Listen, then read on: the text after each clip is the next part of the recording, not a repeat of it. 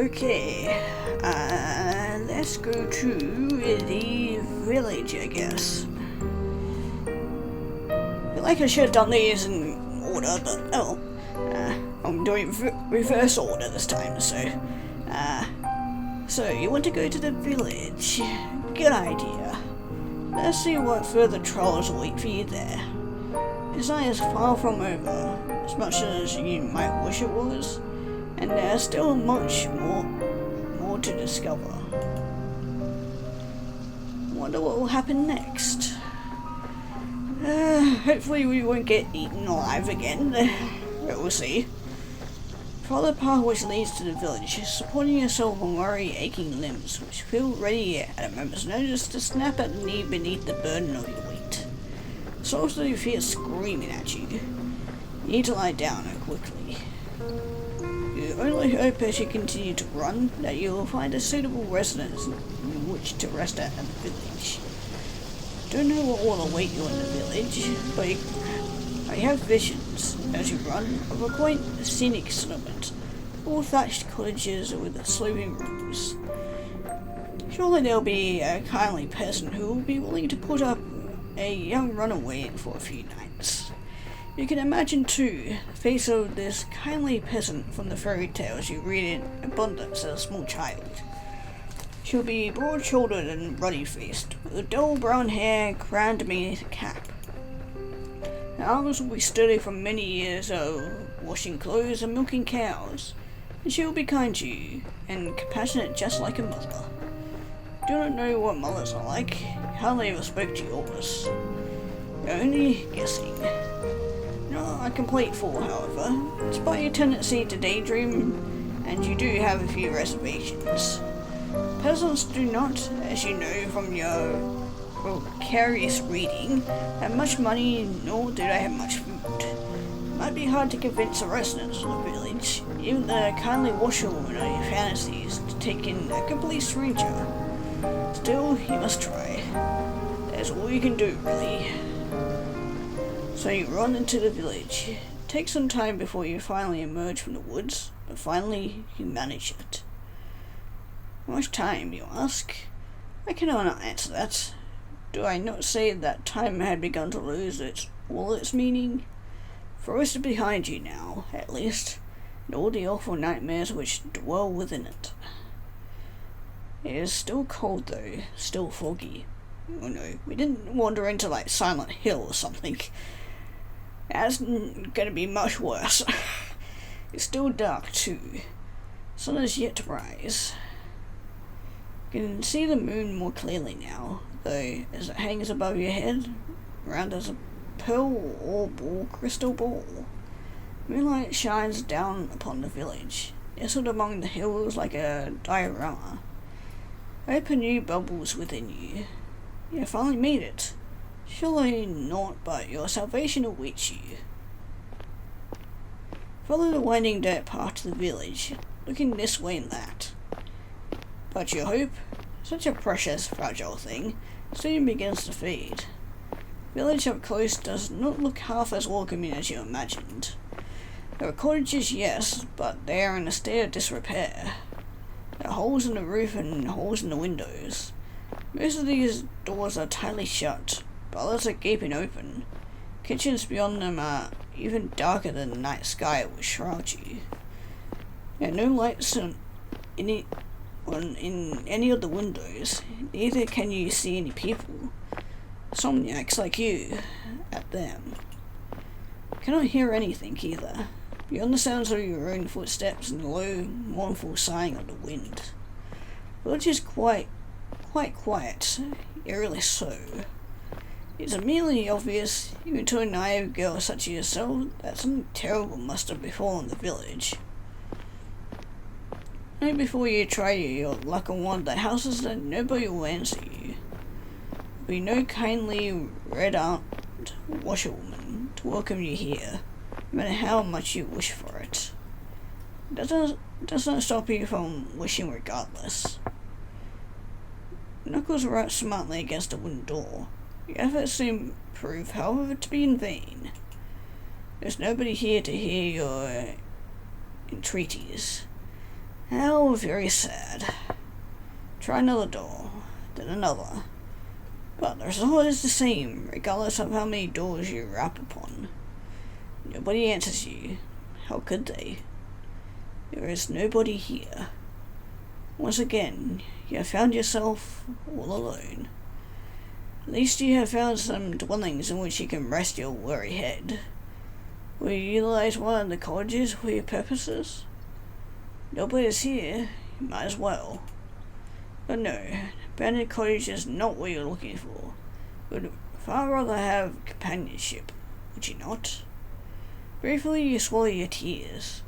Wipe your eyes with the back of your arm in a well-practiced motion, then inhale. Square your shoulders. You keep on going. Surely the village cannot be completely deserted. Must be one person here, at the very least, who can help you. That is what you are thinking as you resume your search. You flit from cottage to cottage with precious little to show for your determination, till you make yet another discovery. Village, with its squat thatched cottages bathed in the moon's glow, has a church. Well, of course it has a church. Villagers who once dwelled here were not godless heathens. Not that their faith did them all that much good in the end. Still, the sight of the church soothes over your overtaxed heart. You were so focused on your fantasies of a kindly washerwoman taking you in, you did not pause to entertain the fantasy of a kindly nun doing much the same. All hope is not lost. Approach the church, which seems to tower over you despite it being so humble. The church is a small one, but it's stout and sturdy. It must be, for it has withstood centuries, forever standing, sentinel on this hill, like a relic from a bygone era. The church does not have any stained glass windows, but it does not need them. Even without much luxurious trappings, the church still exudes an aura of dignified solemnity. The stone building is furnished by a sizable graveyard, one which occupies the rest of the hilltop, some of its sloping sides. Graves which have been planted by generations of ones hewn from a similar stone to which the church's walls are made of. Some of the gravestones are shaped like Lewis, whatever that is, while others are shaped like crosses. A handful of headstones are even shaped like angels, though these are few and far between. There are very few people in a village such as this one who can afford such luxurious final resting places.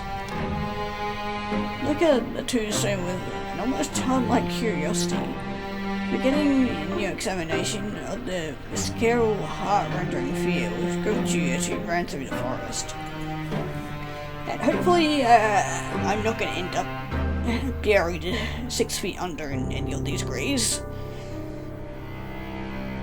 Out of the woods now, and you have subconsciously already began to relax. Try to read the names hewn into the myriad of tombstones, but it is dark and you're tired. Some of these graves are very, very old indeed. Strain your eyes, but you do not have much luck in this endeavor. Oh well, such superfluous details are not important, at least for now. Yet, eventually you tire of examining the graves and turn. Graveyard is an expensive one, unusually so, given the village itself is so small. How can it boast so many corpses? There is much to explore. Walk around the perimeter of the church, casting your gaze first here, then there, then everywhere. Consumed as you are by your immense all-encompassing curiosity. And as you do, you see her. Oh, hi.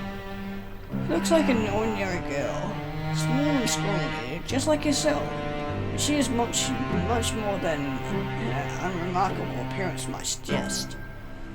For some moments you observe her, hiding all the while in the shadow cast by the church, like a furtive lizard clinging against a rocky edifice to shroud herself from the sun.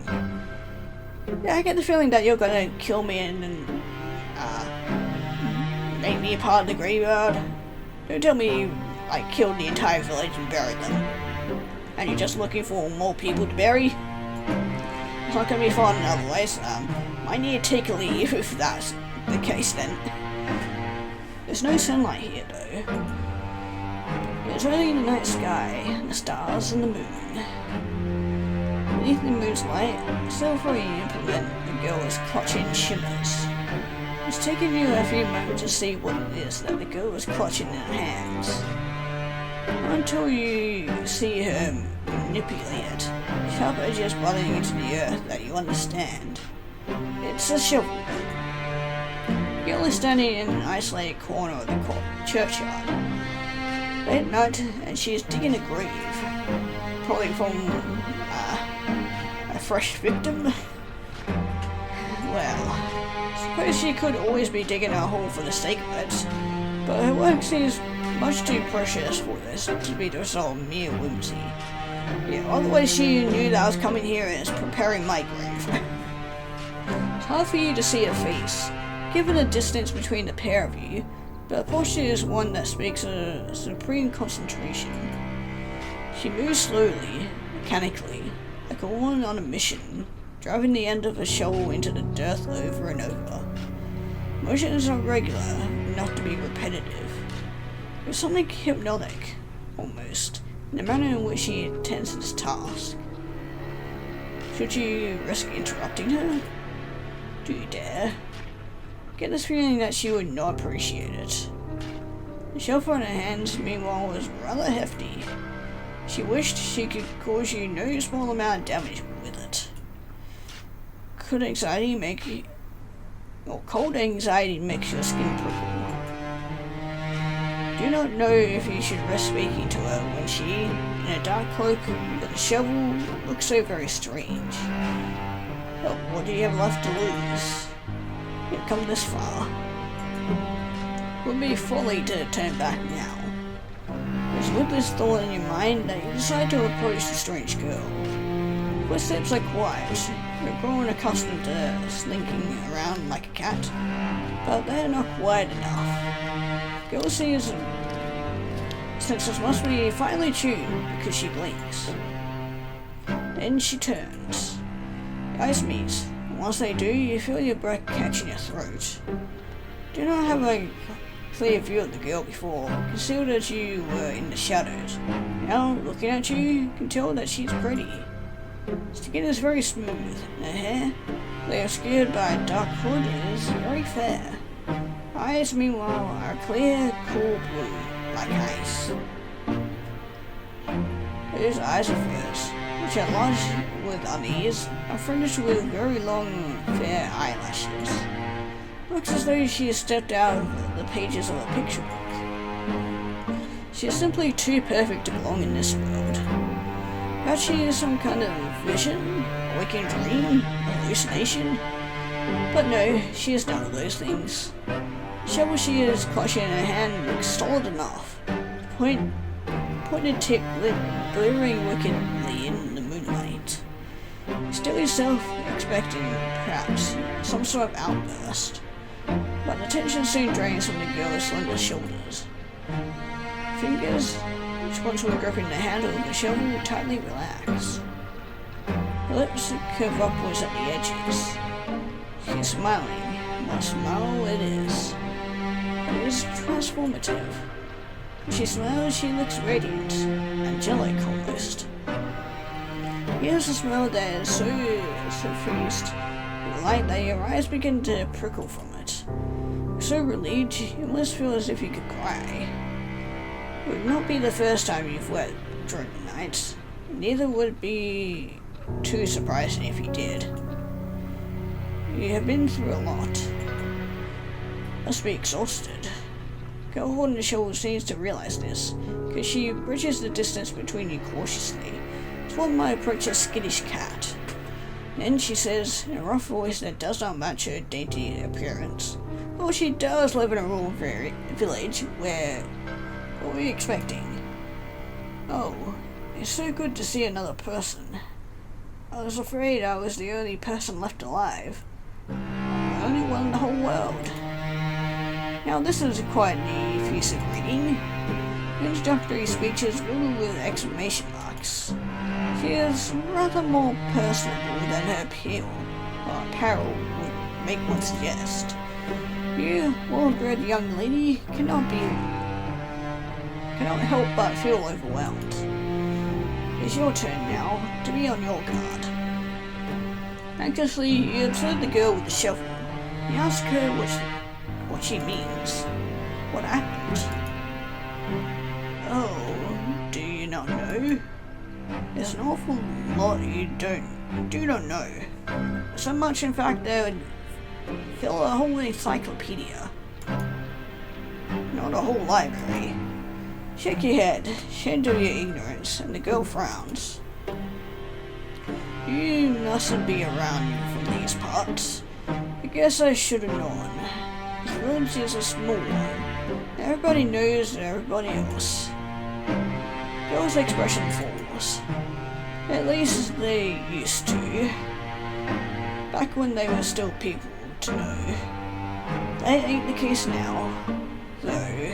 Not after the plague. What was a plague? That would certainly explain what the village, when you walked through it, was so quiet. Everyone else succumbed to this mysterious illness?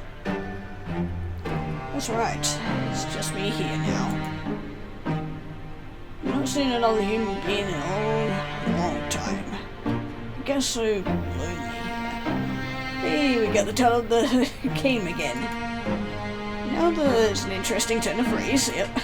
Catches inside your head like a burr. Have you heard it before? Yes, we have.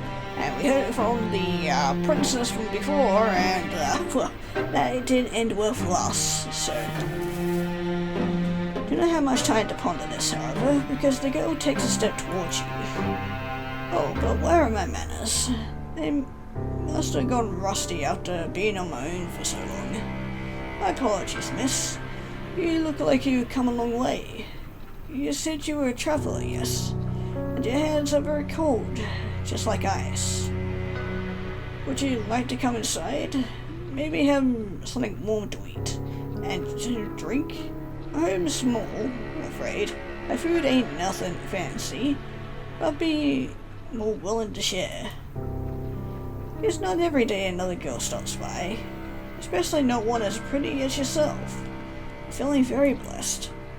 Girl laughs. Carefree, wry, airy sort of laugh, which does not match your initial impression of her. You thought, when you saw her among the greys, that she would be more distant somehow, or more mysterious.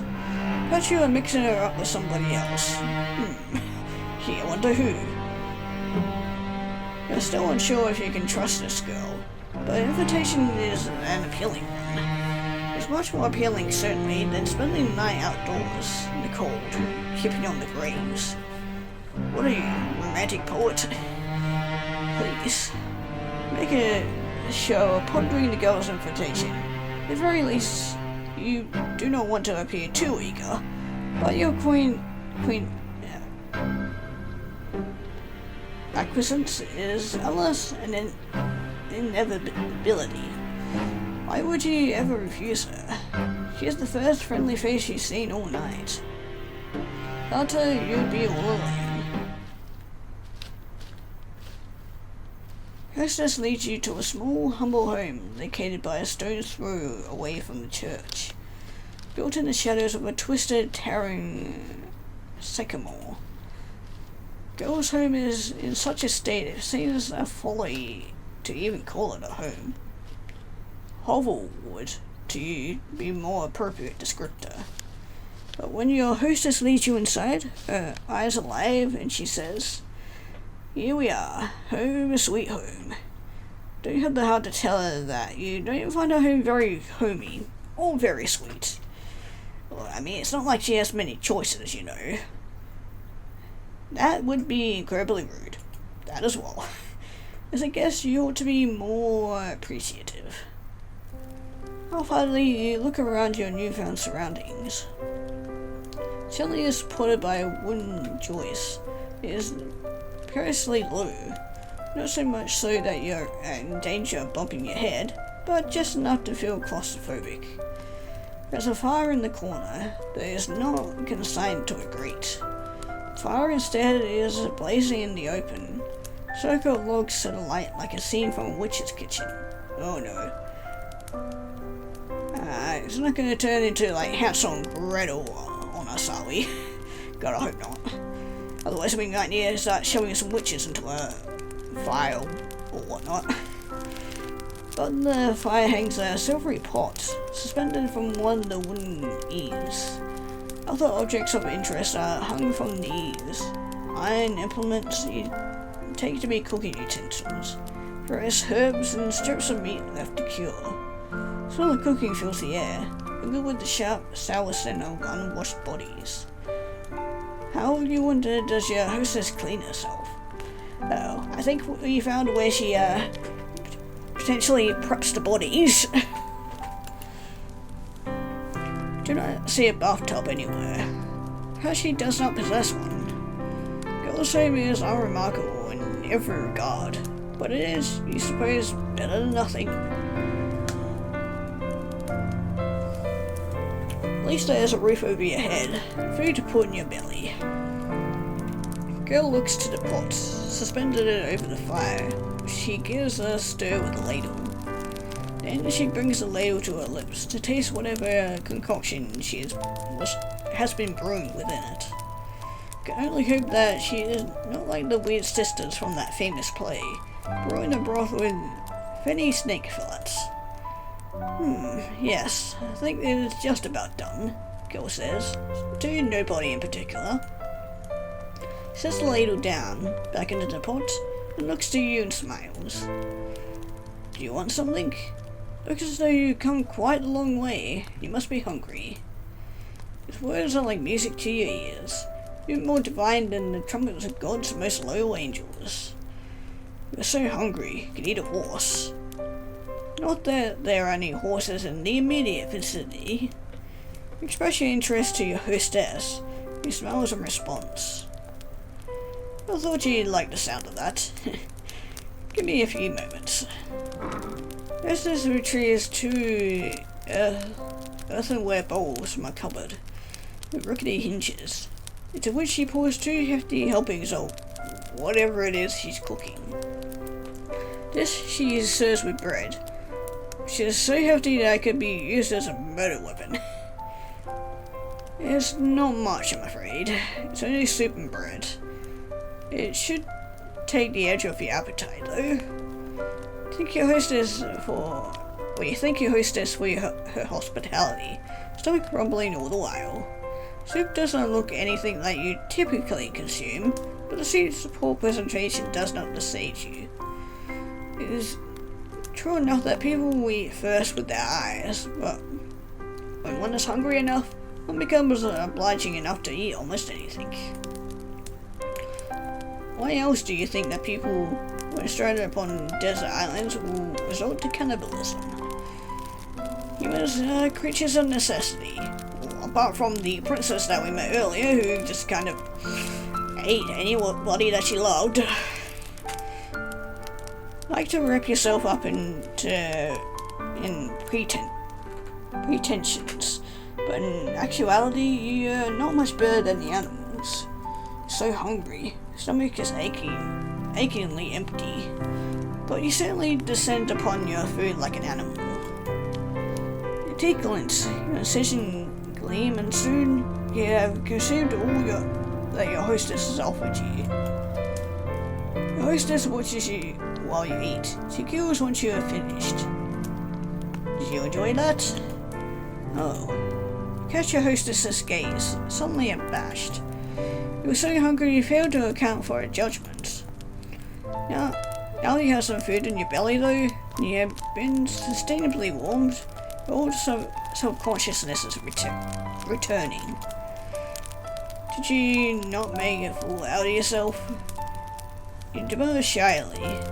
looking for your lap, fearful all the while of what your hostess might think of you. Do not want her to take against you. Fortunately for you, however, for your fragile ego, your hostess is not the judgmental sort. She is not like the girls you grew up with. Well, I'm glad you enjoyed it. It's nice to see my food being appreciated so highly. I know I'm not the best, but I've been practicing for a while. I used to cook for my father all the time, you see. So what catches your attention? Quizzically, you look at your hostess. Your bashment over your animalistic eating habits suspended. What happened to her father? Seemed a grim thing to contemplate, but after having just eaten. But didn't your hostess mention something about a plague? Yes, your hostess says. Voice soft now and serious. That's right, there was a plague. One of the villagers, what of her father? They're all gone now. Gone? Yes, you see, hostess rearranges herself upon a chair, one slender leg folded over the other. Then she begins her tale in earnest. My family has a history. We lived here for centuries, by the church, so as we can tend to the graveyard. Ah, so the abode is century old then. Which certainly explained the dirt. My father used to prepare bodies for burial. Back when he was alive, he built the coffins and he dug the graves and lowered the coffins into the dirt. I know it might sound like an awful job, but somebody's gotta do it. There's no sense in averting our eyes from death, not when it happens to the best of us. It's a noble profession, one that's been handed down in our family for generations.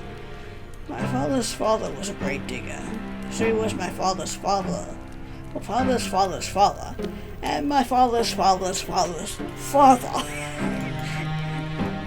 Okay, we're done with the father thing, good. Digging graves is in our blood. It's who we are. My.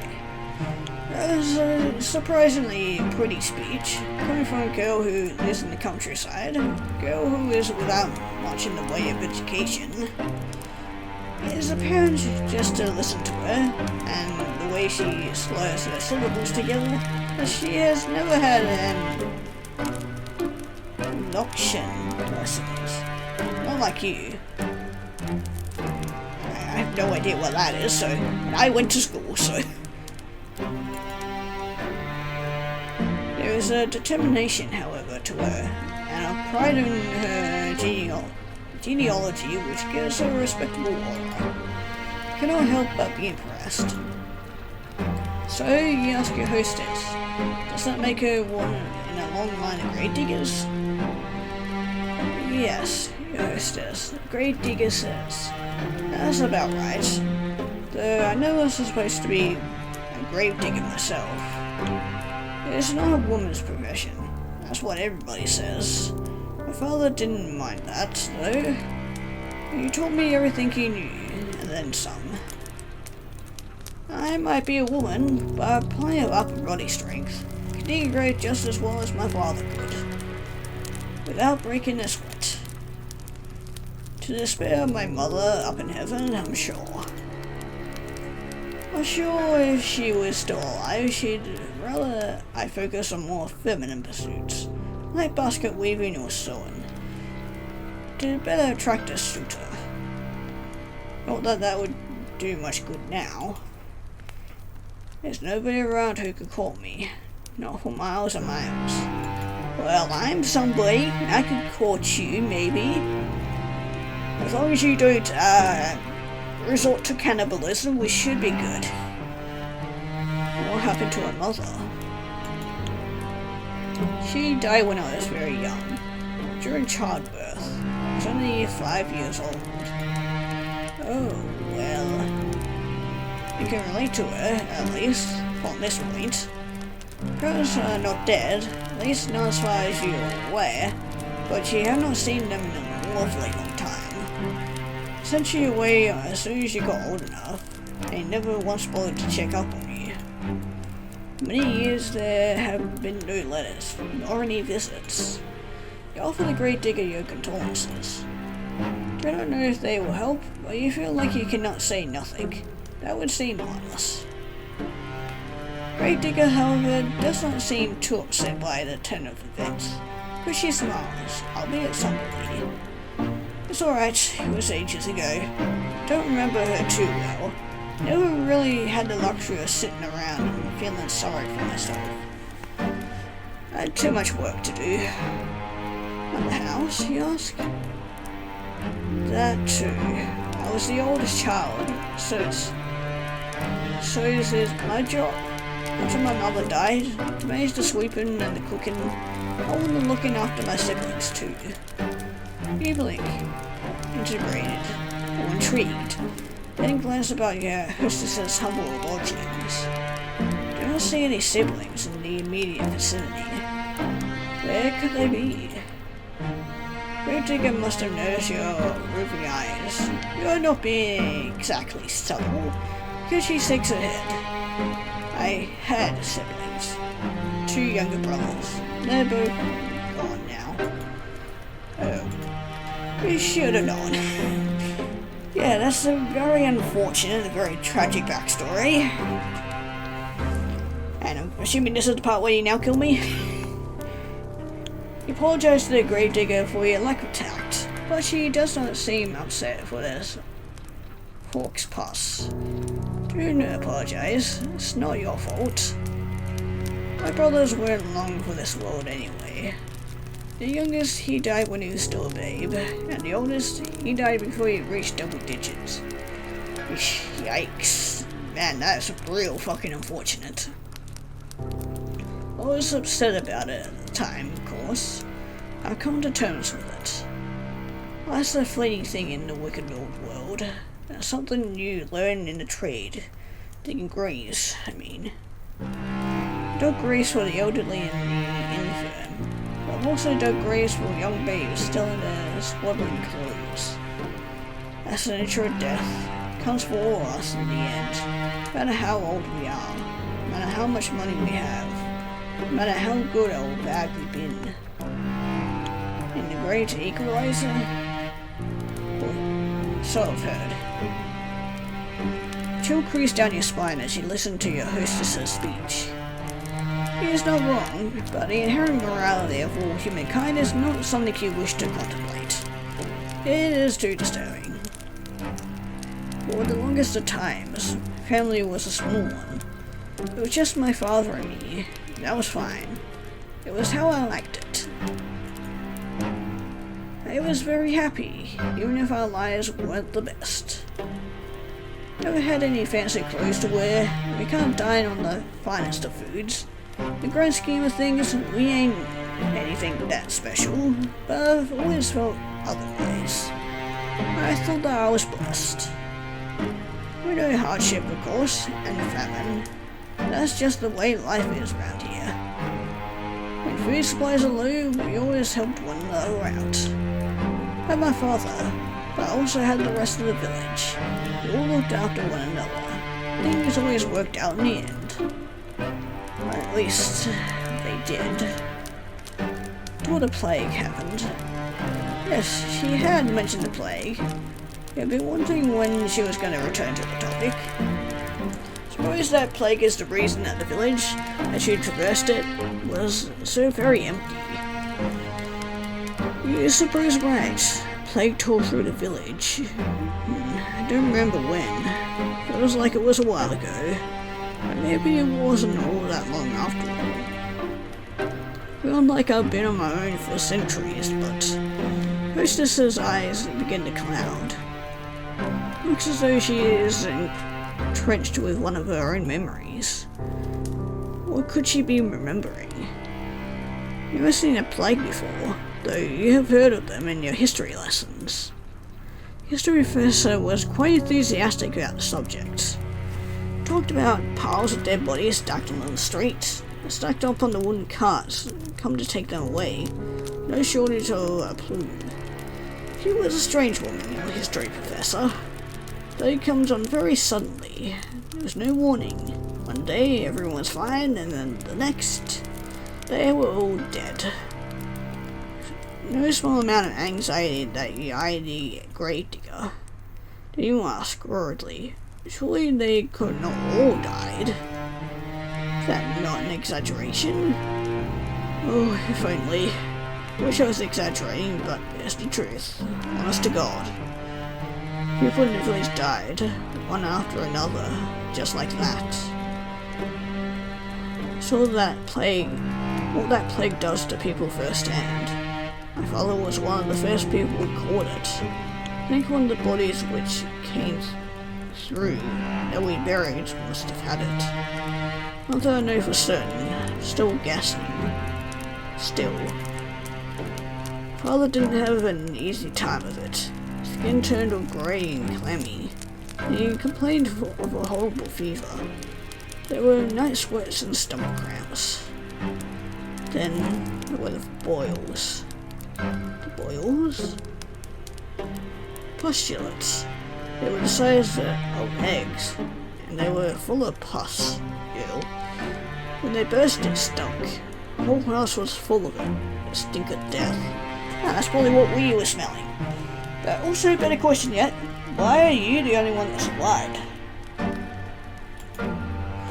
Wise woman of the village came to see if she could be of any use, but it was no good. My father was far too gone already. She took one look at him, lying on his deathbed, and shook her head. Didn't say she said she didn't want to get any closer. Can't say I blame her. It's a ghastly sight. Didn't appreciate it at the time though. Felt like she was turning her back on us. Wished her ill, remember that, after she left.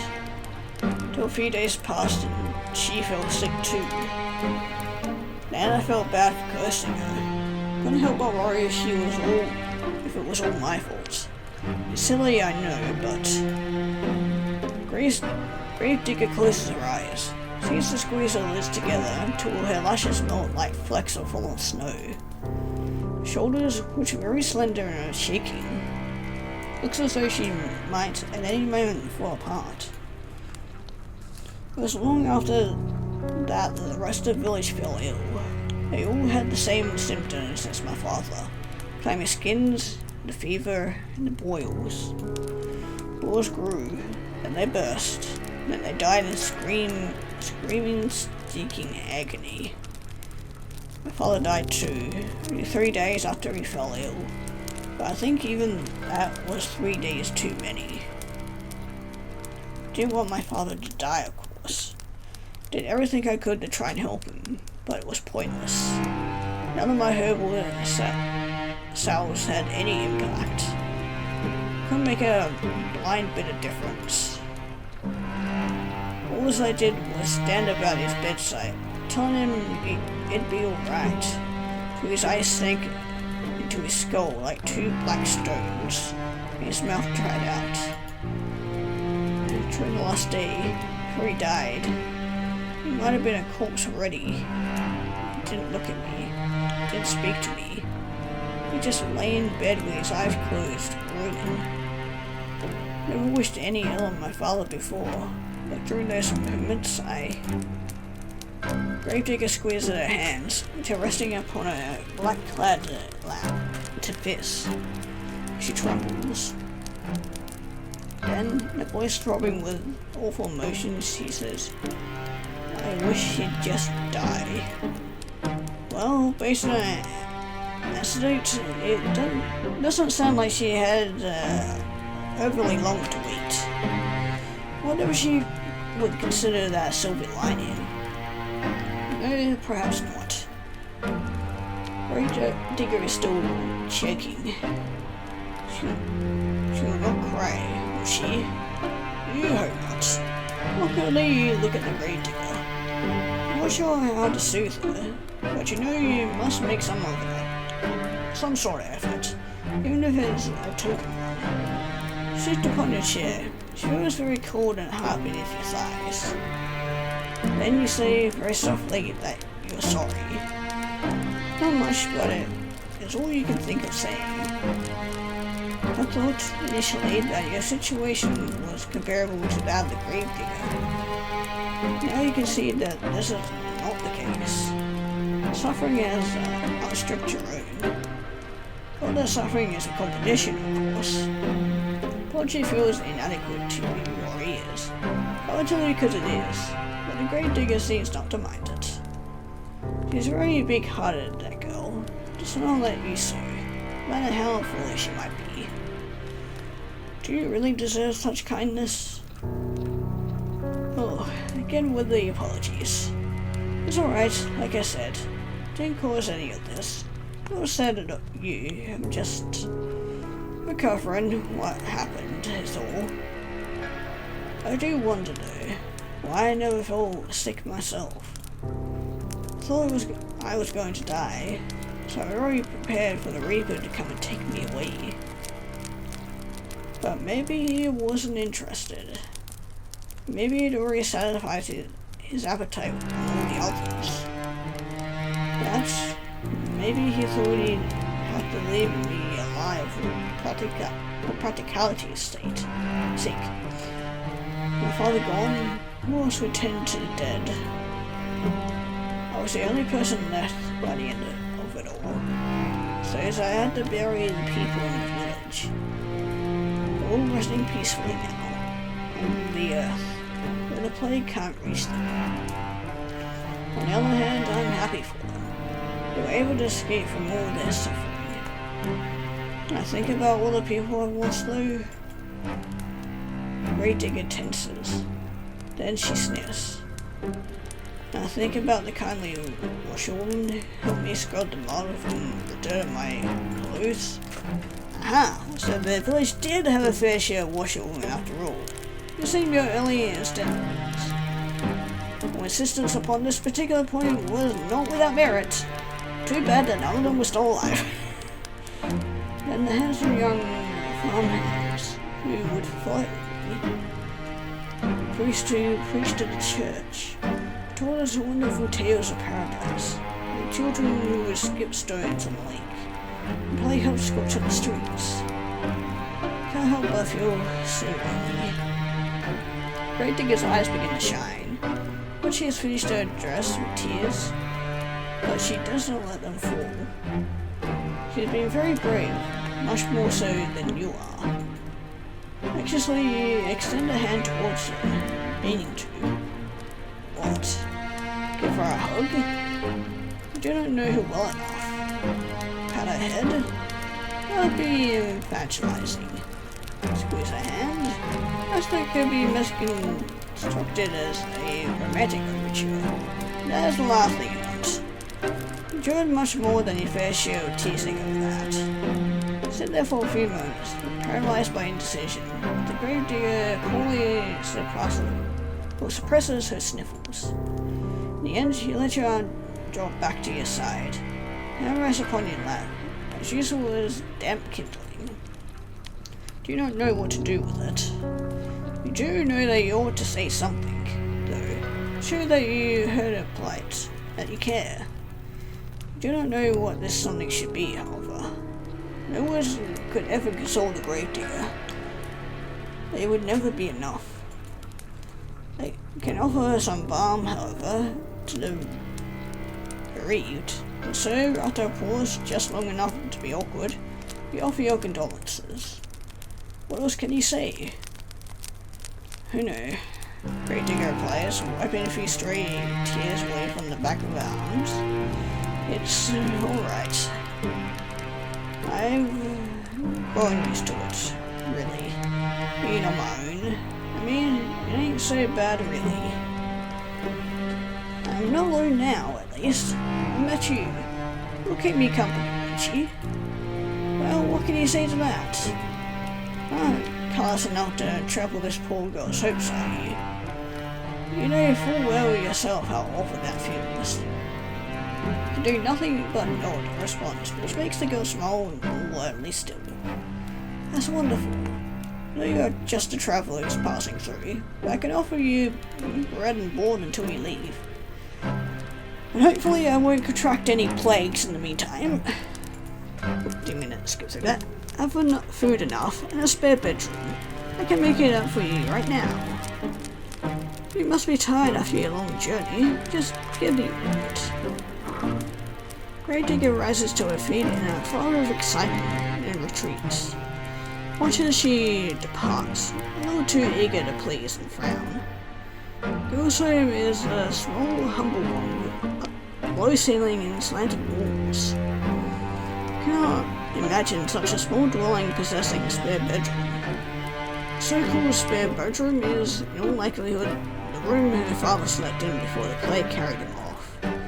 Do not think that you would much like to spend the night in a room with a dead man, but what choice do you have? You're tired, wretchedly so. Why, it is all you can do to keep your eyes open. While you were running through the forest, desperate to escape your pursuer, you had no thought in mind beyond finding some safe sanctuary in which you could recuperate. Now that you have found said sanctuary, it would be unreasonable to find faults with it. Or to learn to be more thankful for what you have.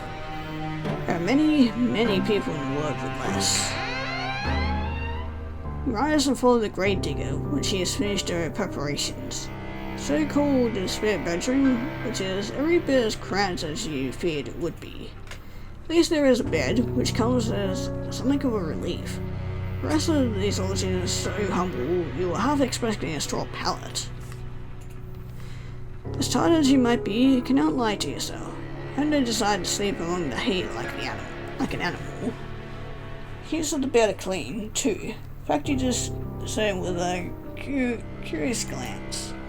So, you will not be expected to sleep upon the sweat-soaked linen of a plague-ridden man after all. This really is your lucky day. I got this too, Gravedigger says, somewhat shyly as she hands you a folded gown to sleep in. Thought it might come in handy. Her clothes are a little shabby. You say that again. The skirt is covered in mud and the hem is torn ragged. This nightgown is one of my old ones, so it suffered a bit of wear and tear, but I hope it will fit right. It's clean if nothing else. Except the nightgown from your benefactress, with words of thanks. You want to sound appropriately appreciative, but you cannot mask your fatigue. Weariness overcomes you, and you yawn. In fact, the Gravedigger does not fail to notice. Oh, begging your pardon, I don't want to keep you. I'll be making myself scarce. If you need anything though, don't hesitate to ask. I'd be happy to help. Gravedigger bows her head to you like a drudge, and hurries on, closing the door behind her with a thud. Tired though you are, you soon find that you'll rather miss your hostess's company. In the face of her good-natured smiles, you almost forgot all of the hardships you have hitherto endured. In her absence, however, the lodgings feel almost unbearably cold and inhospitable. Suppress a shudder and enclose yourself. You work as quickly as you are able, but your fingers are cold and they fumble with the buttons of your blouse. It takes you more time than you would like to complete this endeavour, but you soon have your shirt and your skirt dispensed with. You're too tired to fold them neatly, so you do not bother to fold them at all. Instead, you cast them carelessly upon the floor, fine as a sulky child. Then you pull on your new nightgown. Mr. earlier warnings were apt enough. It is quite worn, but it fits well enough. It's more comfortable, at least, than your old uniform. You've endured worse. Nearly dressed and ready for bed, you loosen your hair from your braids and settle down among the sheets. With a sigh, you extinguish the weakly flickering candlelight which burns on your bedside, and with another sigh that you lay your head down upon your pillow. Though physically exhausted, you have to wonder whether you will be able to sleep at all. can recall your previous dash through the forest in such vivid detail. Heart is still pounding. Fear has yet to leave you. Perhaps it will never leave you. Terror was such. It almost feels as though it was suffused itself into your bones, into your very being. But your exhaustion is greater than your worldly anxieties, and soon it claims you. Eyelids fall shut, and your breathing inevitably begins to even out. Not long until you are spiraling through a dark, deep abyss, lost in Morpheus's kingdom. But your sleep, despite your worried state, is not restorative as you had hoped. Imagination has always been overactive.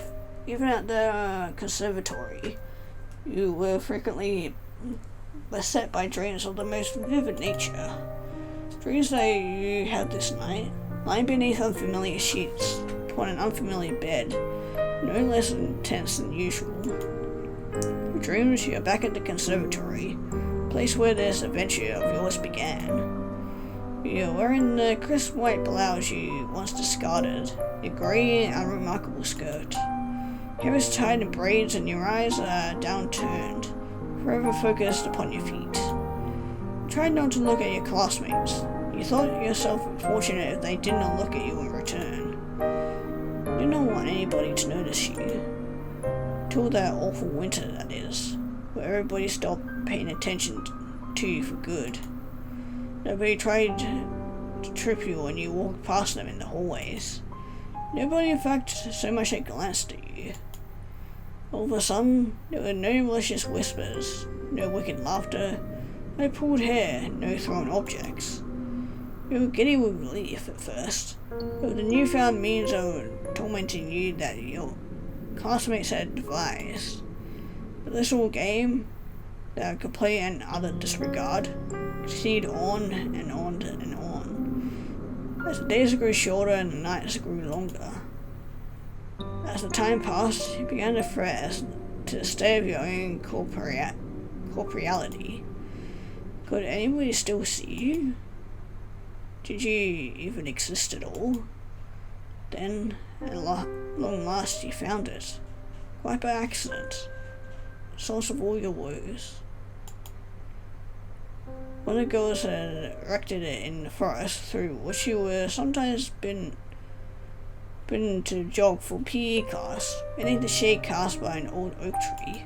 It was a makeshift tombstone, a small, meagre monument made of stone, upon which one of your classmates had cured a name. Your name.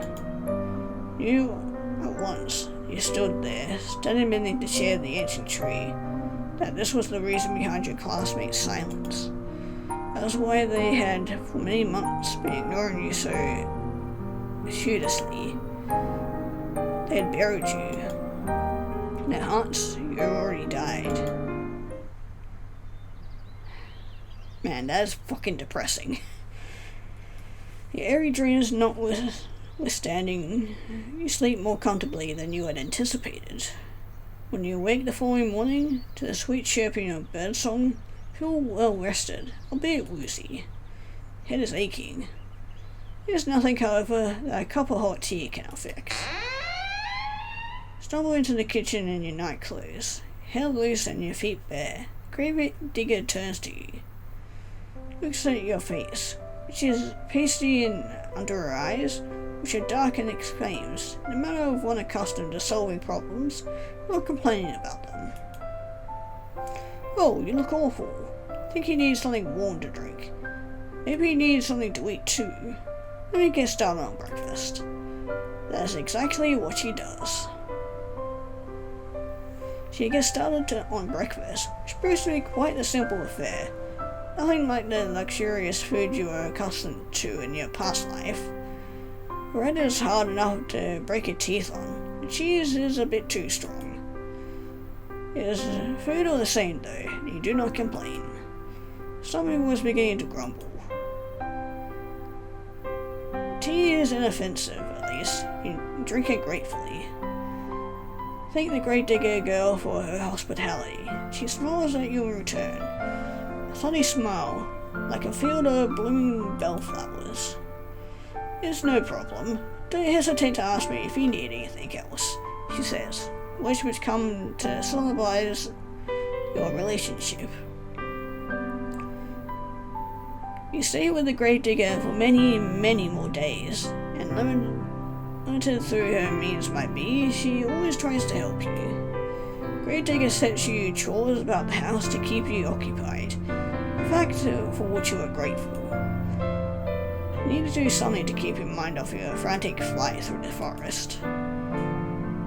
You can always forget about it now during the day. During the night, however, returns to you. The sound of your feet against the foliage and swirling fog. When you sleep, you are assailed by nightmares. Sometimes you wake up to midnight. Sheets twisted around your body and your mouth gaping open in a paroxysm terror.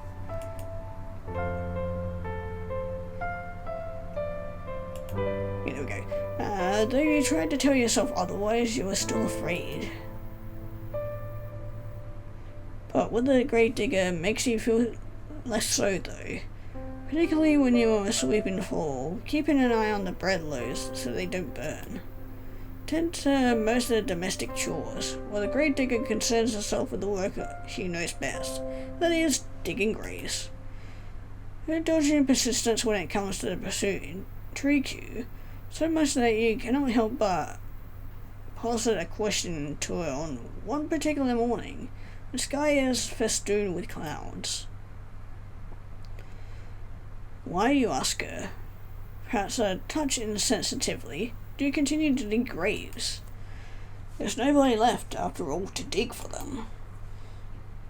They've always been practical. You cannot see the point in it. What's the point in it? Great Digger ponders while rolling a precious shovel into her chest. Fortunately, she does not seem upset by your question, despite its bluntness.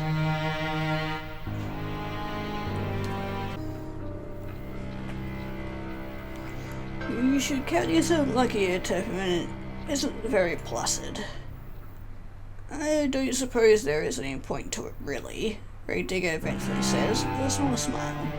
I know it doesn't have any practical purpose, but, well, digging graves is what my father did. Showed me how to do it so I could continue his legacy. My father wanted to keep our family tradition going, and I suppose I want to do the same. That's all there is to it, really. That's all, is it? Yeah, I get the feeling we're about to find out soon about why she's doing it. You can understand that. Though your companion's actions may appear to be illogical, there is a kernel of reason nestled amongst them. He does not dig graves out of any sense of purpose, he does it instead out of sentiment. Besides, I have to do something to keep myself busy, don't I? If I spent all my days idling all on my own, I think I'd go mad. Great Digger laughs at this, as though the prospect of a real madness was amusing. Mark, despite his slender stature, is not particularly delicate.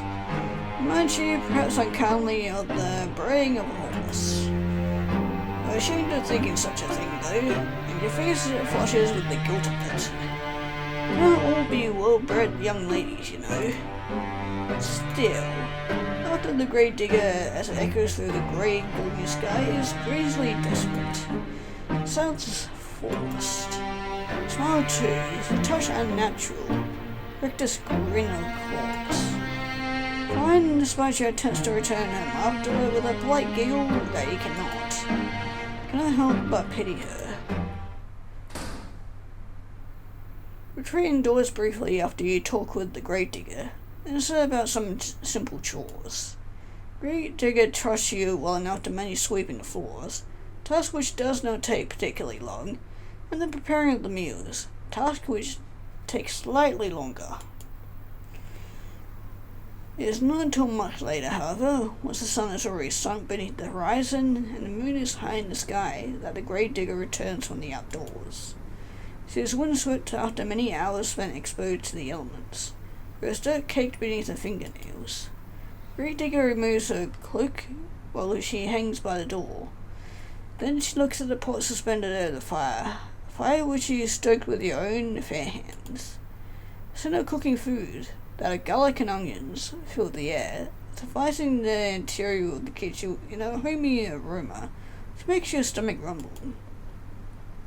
Taking stock of this, the grave digger smiles at you, a toothy smile which, despite his status as a lowly peasant, is surprisingly clean, bright and white. Thank you so much, dear one. There's nothing like returning home after a hard day's work to find dinner already prepared. Now, let me give it a test. Grave digger dips a spoon into the soup, which brings it to her lips. She blows upon it. Then she places the spoon into her mouth, one utensil clacking in her teeth. Observe this with a touch of anxiety. Will she like the food you have prepared for her? You have cooked to her before in the past. She was always very complimentary of your efforts. Cooking is not your forte, however. You never had to concern yourself with it, really growing up in a relative comfort as you did. Think that you enjoy this rural, rustic mode of existence more than you did any of the privileges of your past life. Yes, now with the grave digger, you have a steadfast friend, a staunch ally. When you're with her, you are not alone. That is worth its weight in gold. Grave digger exclaims, after drawing the spoon from her lips, a smile, a bright, guileless one. It's delicious. Face flushes at this compliment. You are unaccustomed to receiving them. It makes you feel good. Shyly, you ask the grave digger if she truly means that crow which makes the grave digger smile. Of course I mean it. Become quite a good cook, really. That is a relief. You're not very good at all this cooking malarkey in the beginning. Do not know how to handle a knife, nor how to peel a vegetable, and you cut yourself more than once. Well, at least this girl didn't take on to sucking the blood from our finger. Bled to the soup on it several occasions, but never once did she throw the solid soup out. Oh great, she has been drinking our blood then. Damn it. Grave digger lives a humble existence, and she cannot afford to waste her precious ingredients. I mean, that is fair enough. The soups during your stay have all been seasoned with the slightest hint of iron. Today's soup, however, is marked stepped above all the rest. You did not cut yourself with a knife even once. Maybe your companion's compliments are not empty fluff. Maybe you really are improving. This soup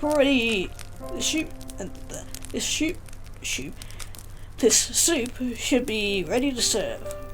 I have some bread too, that we can eat with. But oh, I should brew some tea too. Let me. Ah yes, the tea. Knew that you were forgetting something. You're too focused on the soup, must have slipped your mind. Face flushes yet again.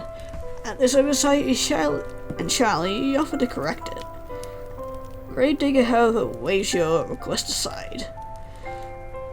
No, it's alright. You made dinner, so I'll brew the tea. It's only fair. Won't take long at all.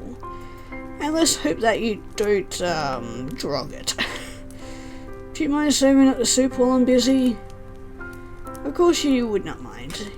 You do enjoy making yourself useful. For a lady, you are awfully domestic.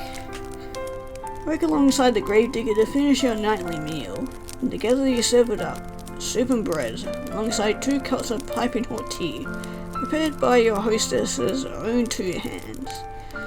Together you sit at the table, and partake in this simple fare of the same grace. Soup really is quite good, despite it being made from only the most commonplace of ingredients. There's a bit of a kick to it, and it warms you from the inside.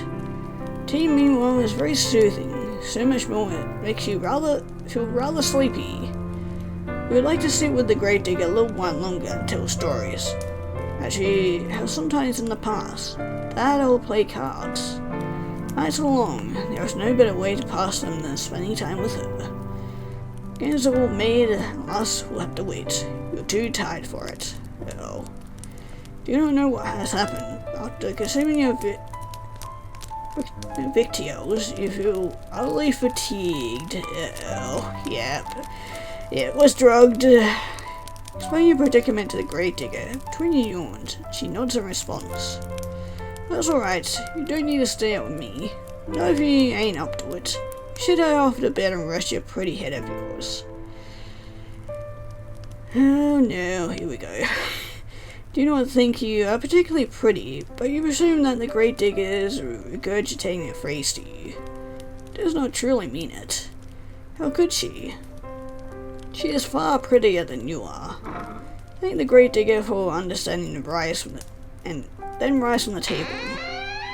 Retreat to the spare bedroom on trembling legs. Change out of your clothes.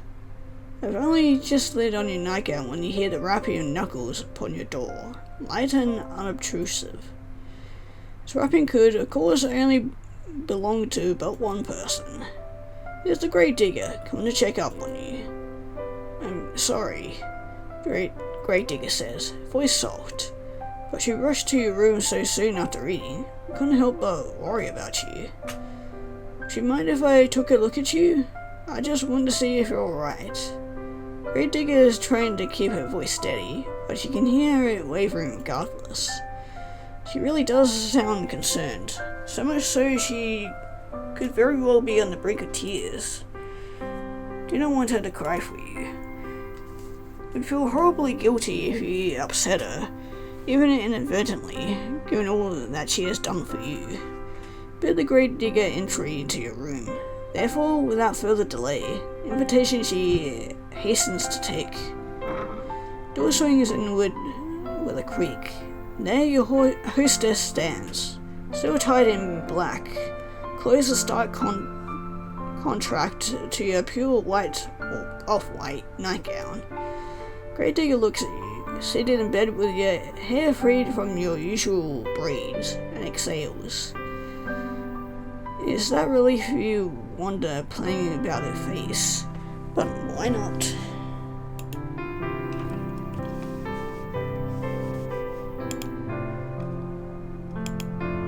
Yeah, but why? What was she expecting to see exactly before entering your bedroom chamber?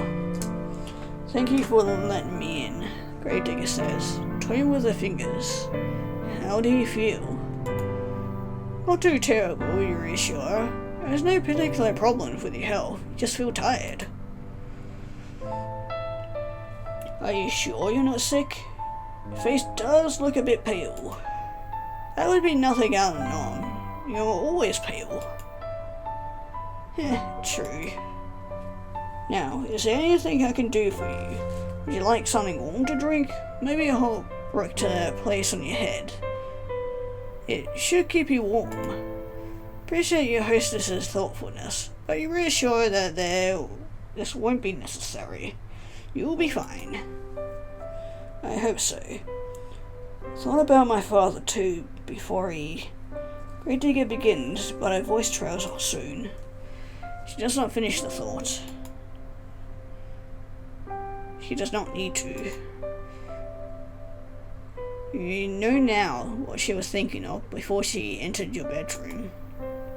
Cold, clammy skin, a sweating brow, rank oozing pustules. You're thinking about these symptoms, which are very didn't mean to skip through that.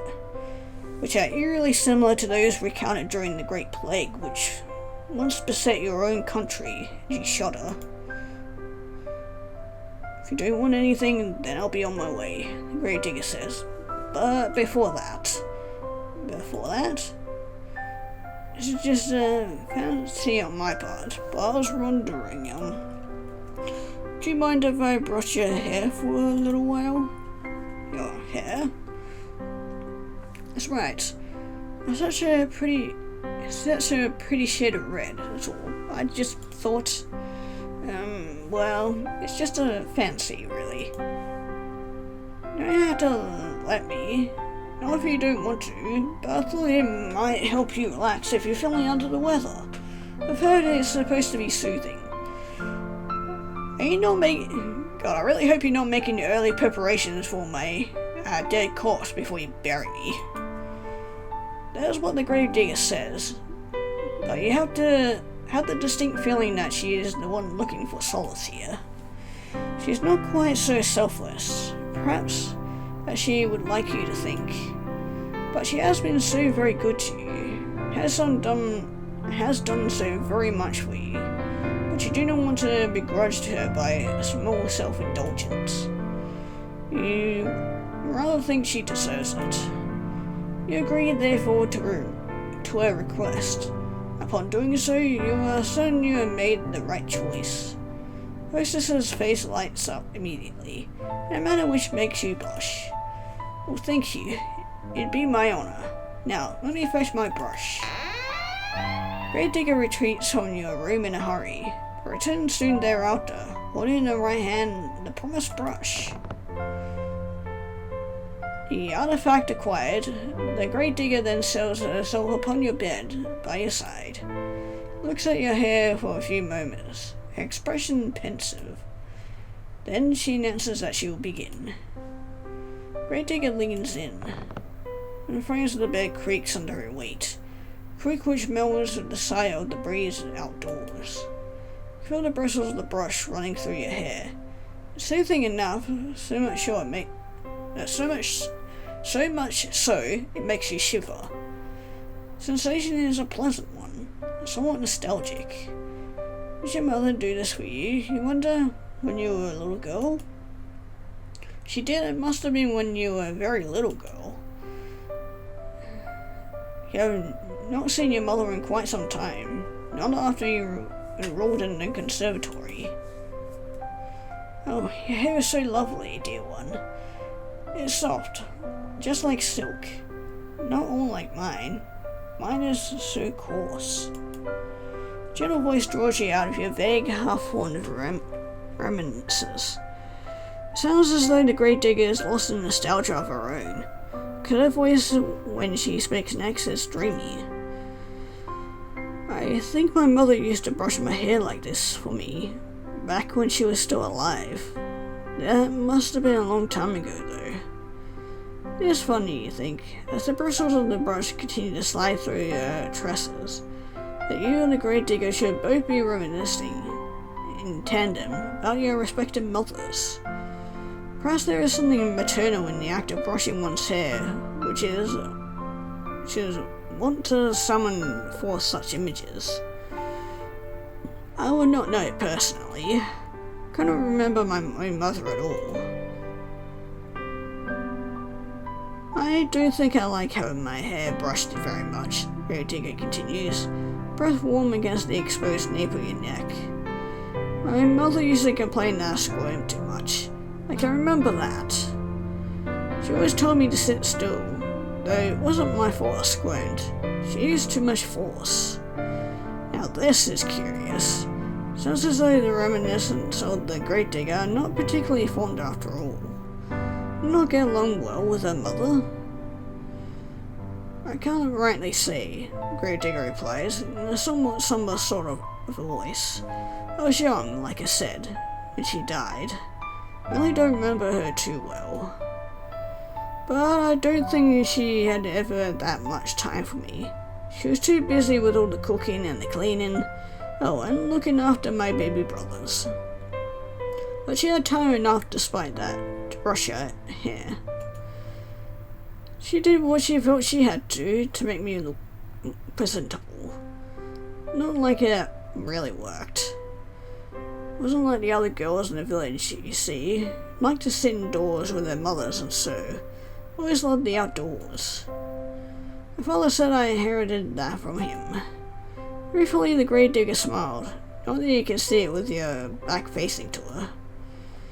My mother said I was very well, maidenly. Didn't like that always appears down around outside after my father, watching as he dug graves. She said it wasn't appropriate, like it was some sort of princess wearing a fine dress. Gravedigger snorts. Used to get a bit muddy, yes, and maybe I did get burns on my clothes and knots on my hair, but it shouldn't have mattered. It's not like I ever had any hopes of marrying a prince, no matter what my mother said. But still, she hoped. She had a lot of hopes, my mother. High hopes. I think she might have resented my father, maybe, working such a menial job. The profession is an honest one, but never made much money. I think my mother was hoping for fine jewels and dresses and...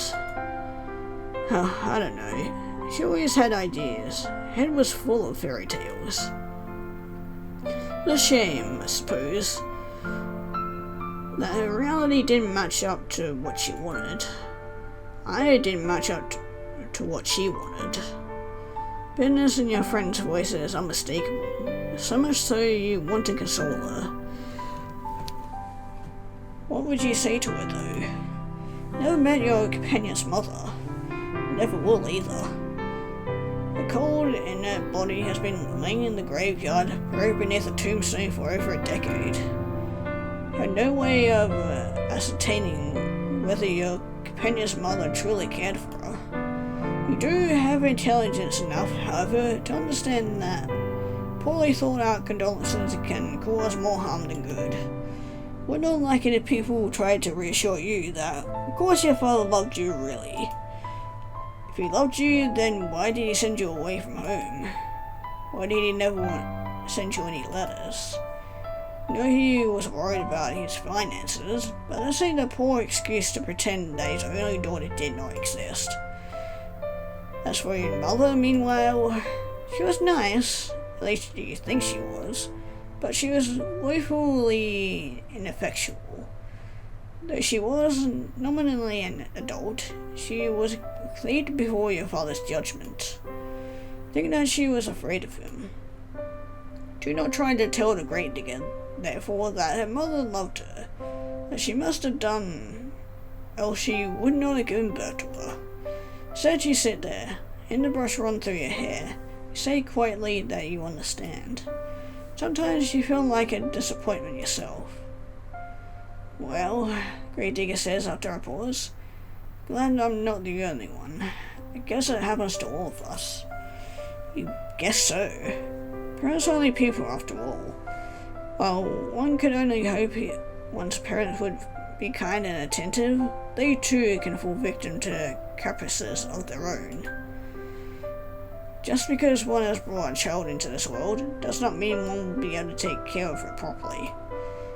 Not all parents are responsible, just as not all people are responsible. It is a painful subject. Yeah, there are definitely a lot of people out there that should never have become parents at all. Oh well, it's alright if my mother never liked me, or even if she never loved me, no, my father did, and that's all that matters.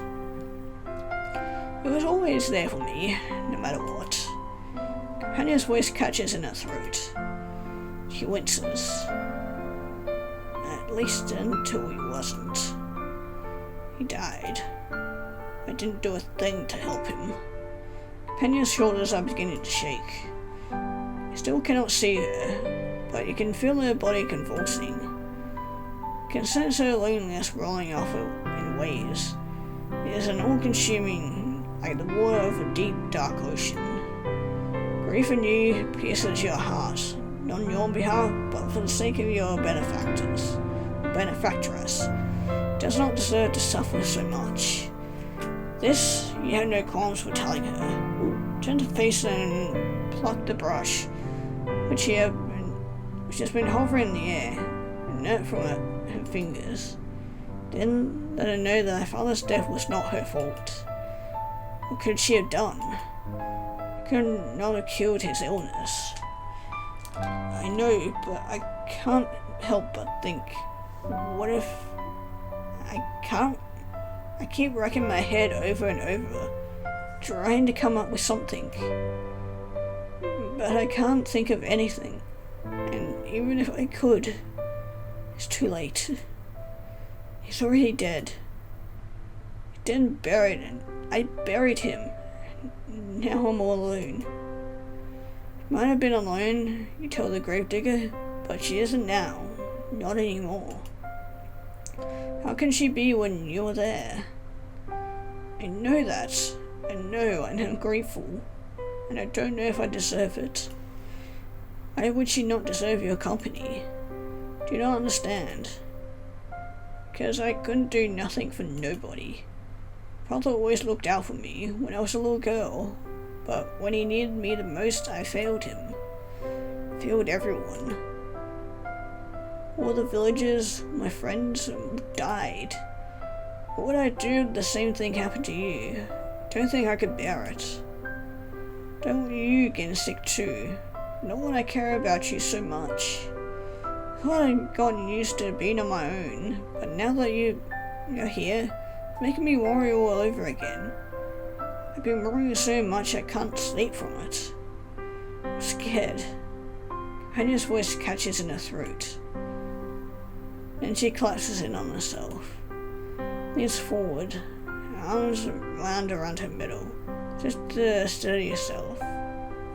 She cries. Cries and cries and cries. After a few moments, look at the gravedigger, unsure of what to do. Pale face streaked with silvery tears, seems to flicker in the candlelight. Shoulders, which seemed too slender to bear the cumulative weight of all the sorrows she had endured, are shaking. Fatigue continues to cling to you, as insistent as the fog which rolls around amongst the tombs in the graveyard at night. I'm not very tired, however. Cannot offer your hostess some comfort. Do not know what you can say to console her. I feel too worried to think of prettier sophisms, but there is something you can think of. You'll not typically be so bold, of course, but you're tired enough for once, throw caution out the wind. That, the tears of the gravedigger are awfully arresting.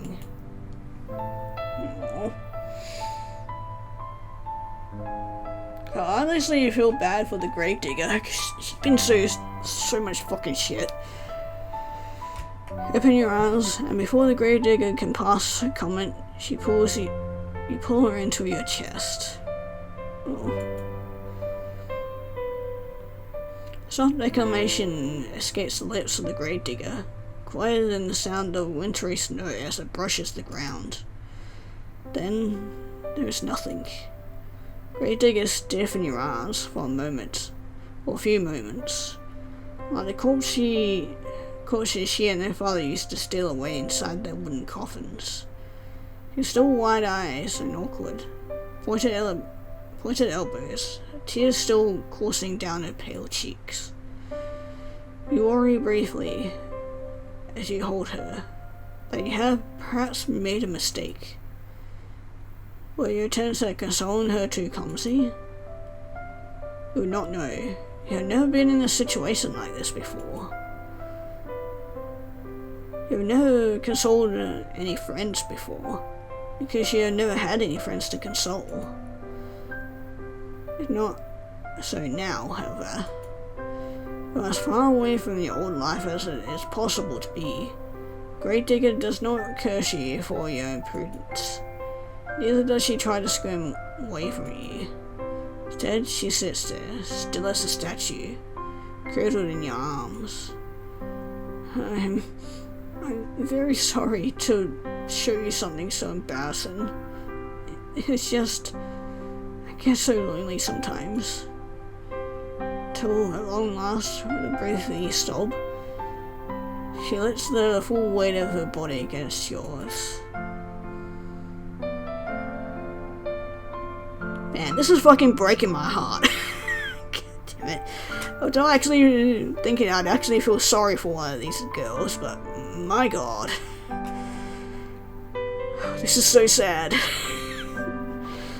You're on your hands against your sobbing companion's shoulder blades, her back and gently soothe her. Tell her that she does not need to apologize.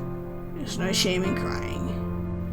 Hug her for many, many minutes while she sobs against her chest, wetting the front of your nightgown.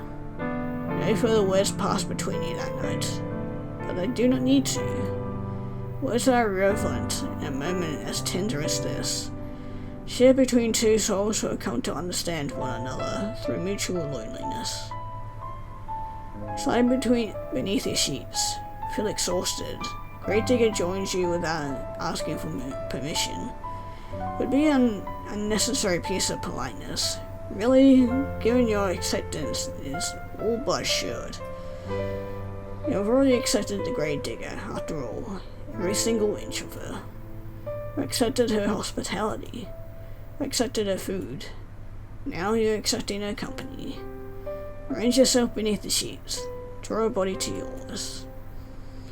Grave Digger has not yet changed into a nightwear.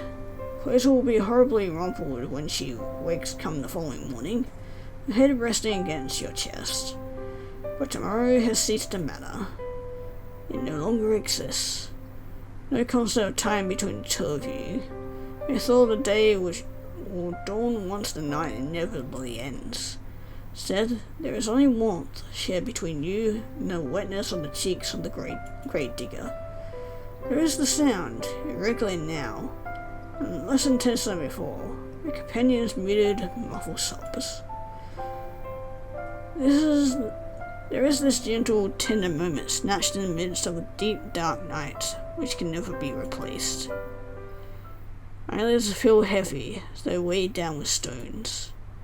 They drip inexorably downwards, pulling you like a drowning maiden into the dark, penetrable abyss of slumber. You yawn. Then you fall asleep, coiled up beside the Grave Digger like two cats in a basket. Sleep, you sleep, and you sleep. More deeply than you have allowed yourself in quite some time. Oh no, and here we go.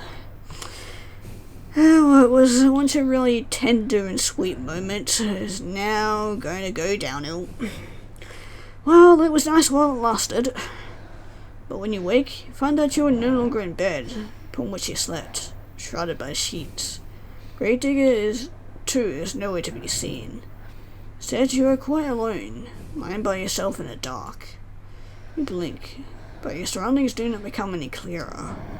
Middle of the night? Perhaps you were roused by your slumber by the desire to relieve yourself, or was to slake your thirst. Sleep has been awfully disordered as of late. The smallest noises have been enough to disturb you. It does not sound quite right, though. You slept well, that. You're certain. What if it was invigorated? Still, it has slumbered for hours and hours. How many hours? Do not know. Do not know much of anything. Can feel a strange pinching sensation around your chest, however, around your arms. It appears though somebody, but who else could it have been, said the Grave Digger, changed your attire while you were sleeping. It is a startling thought, but the darkness which entombs you is even more so. Darkness which surrounds you is unseemingly complete. It is so thick you cannot penetrate it. Your newfound woes do not stop, however, at this deep, unnatural darkness. It is cold too. You are laying upon something hard, some sort of stone slab. What is going on? Reach out, but your movements are soon as dimmed. Something heavy lying atop of you, something that is limiting your movements. You were anxious before upon waking, but at this discovery you feel downright aggravated. Yeah, I think I've been buried alive. Well, fuck me. You know who's reaching to you is digging so many graves. She was digging them for more people like myself. Sharp prong of panic pierces you, but you try to suppress it. Hysterics get you nowhere. Most cases only tend to make bad situations even worse. You ought to know that already. Swallow your mounting dread as best you can. Though it's coming on thick and fast, try to squirm. You move your arms outwards, but they do not get very far. There's a wall above you, walls on either side of you, walls which do not budge, no matter how hard you push. Not, I must add, that you can push particularly hard, anxious state notwithstanding. You have never had much in the way of upper body strength, nor lower body strength, or strength in any manner. Do not have much in the way of strength at all, which I was just saying. Feel quite helpless as you lay there, out of breath from your meagre exertions, sure what to do. Hardly see a foot in front of your face. Do not know where you are, nor why. A terrible premonition is beginning to bear down upon you, one which initially you tried to discard. Do not want to accept it as a possibility, but where else could the truth lie? You're lying in a box, hemmed in by walls which offer only a scant few inches for you to stretch in any direction. What else could you be but a coffin? The moment you allow yourself to ponder this awful reality is the moment you hear it, the irregular sounds of drumming. Though somebody, though they must be a very large somebody, is tapping their fingertips upon the lid of your coffin. That's what's raining. Not the fingers of kindness, though, which is disturbing you, nor is it falling rain. It is dirt. The sound continues on and on, as though it's drilling its way inside your skull.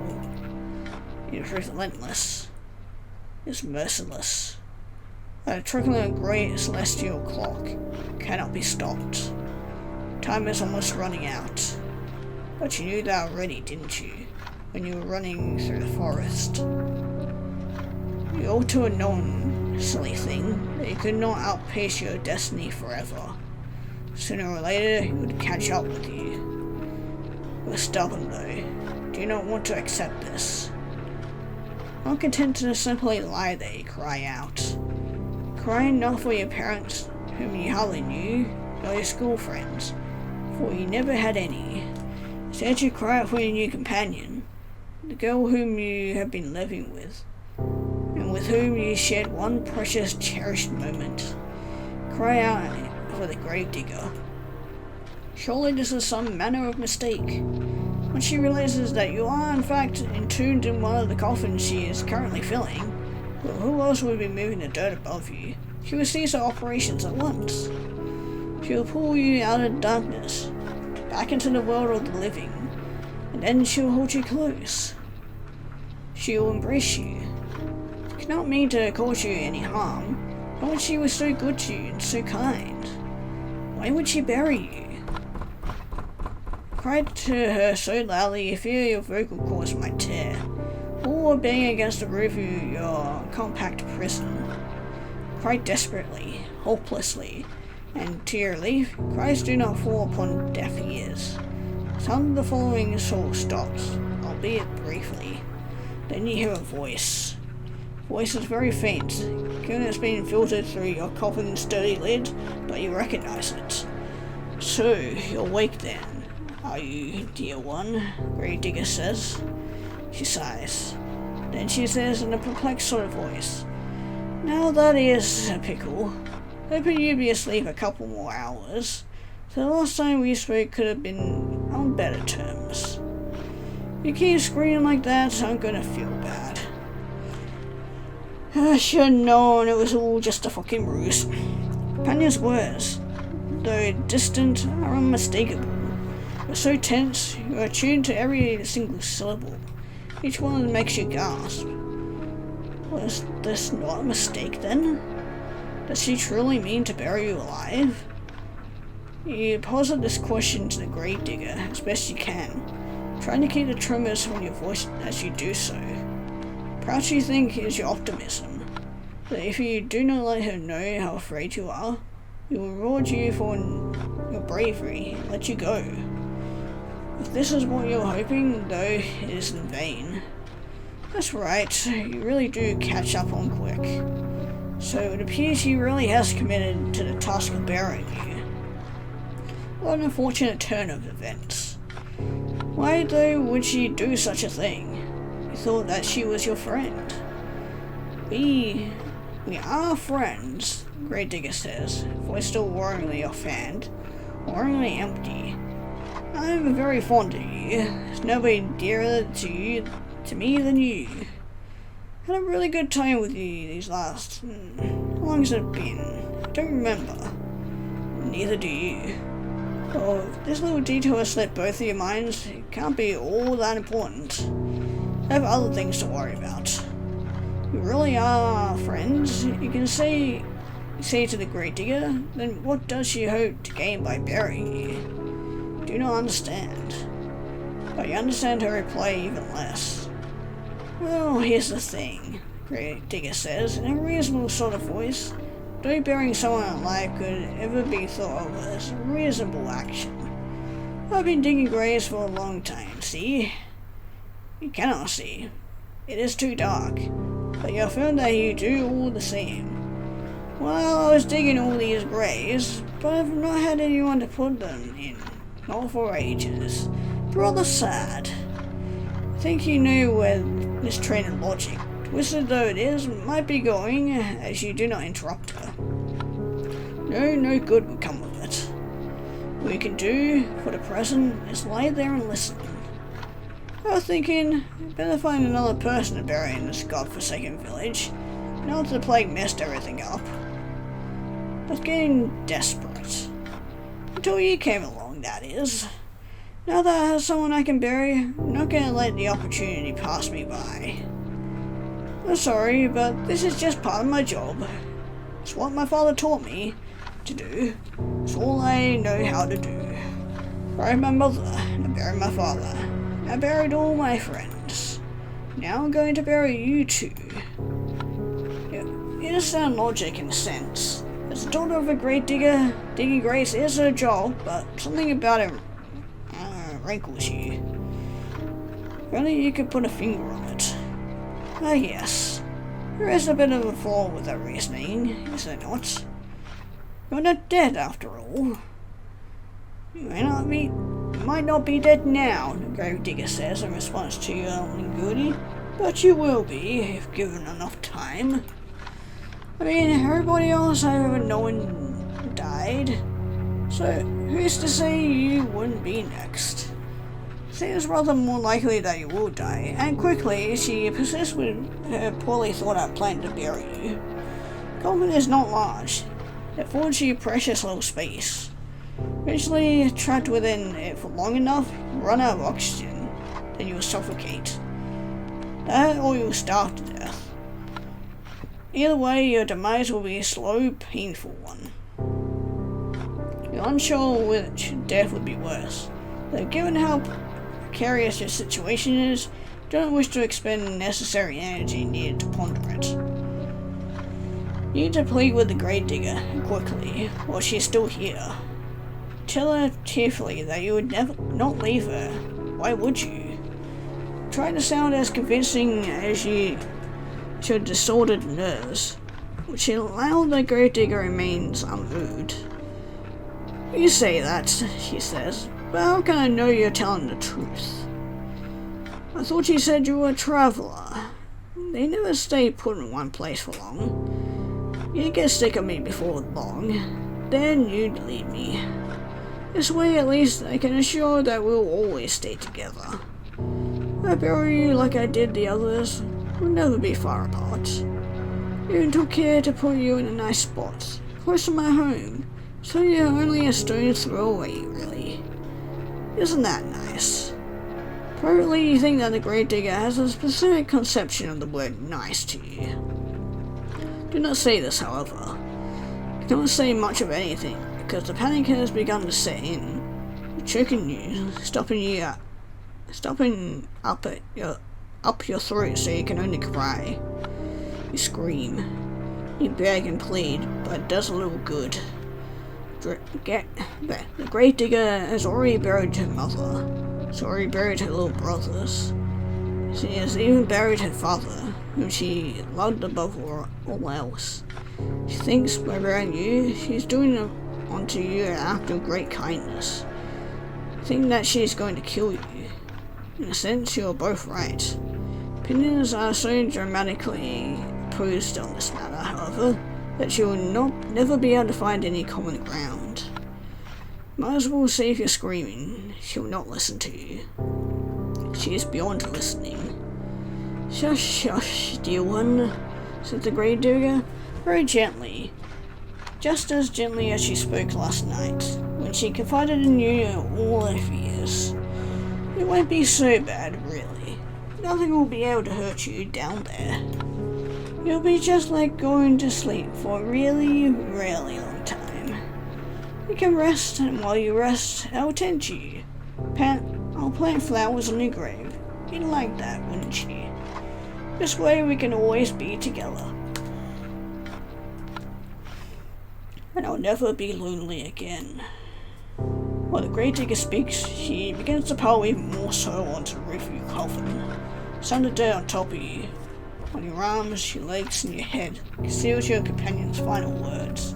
You cannot hear her. You cannot hear anything beyond the sounds of the dirt, the scrapings of the shovel, and your own desperate, frantic screams. You scream and scream and scream, without cease, till your throat feels hoarse, but your efforts are in vain. Hammer on the lid of the coffin with as much strength as he can muster, but the lid of the coffin snaps shut. You are in no position to remove it. All you can do is lie there, screaming and crying and banging your fist on the roof of the coffin, over and over, as more dirt and debris falls on top of you. Eventually, enough dirt falls on you to stifle your scream for good. Grave Digger can no longer hear you. You can no longer hear her. You are all alone, trapped in a narrow wooden box which, regardless of what you want, is now your new home. You can smell the soil on the backs of your nostrils when you inhale. It's so potent you can taste it on your tongue. You can taste the inevitable, or eventual inevitable decay of your own body. You will remain trapped here underground forever and ever. Or to use less melodramatic terms, until the last of your energy escapes you and you succumb to your own slow suffocation. It isn't a very pleasant way to go, but you'll forgive me if my sympathy is limited. Did bring this upon yourself, you know. Reap what you sow. In your case, you made a series of bad decisions which led you to your ultimate demise. Now, what do you want to do? Will you accept the fate of yours and rest in peace? Or will you try to fight against it? And back to this again.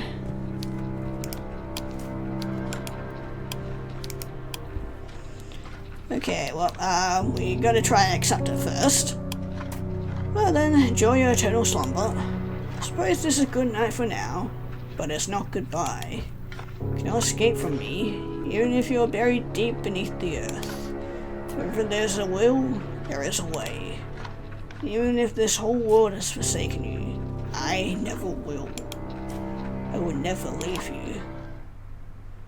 You will never be lonely again. And that's that ending, but we gotta go back. This will load. Okay, we gotta load this one. And then fight against the fate. Are you not happy with the hand the fate has dealt you? Very well, I cannot blame you. It was quite a grim ending. I would not wish it upon my worst enemy, but you are rather dearer to me than that. Now, why don't we go give this another go? Just try not to be buried alive this time. I can endure so much of your screaming. Fate is once again in your hands. Now, I wonder, which path we take? Well, we only have one more path to take, but that'll be in the next part. Yeah, I'm wondering what we're gonna get for next one, because we're going to the shore, so I get the feeling we're probably gonna get drowned or something along the lines of that. Get to go swimming with the fishes. But yeah, that'll be saved for next part. And I'll be ending it off here.